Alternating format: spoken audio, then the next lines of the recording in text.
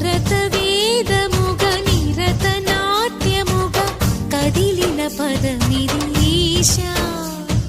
శివని వేదనగా అవని వేదనగా పలికెను పదము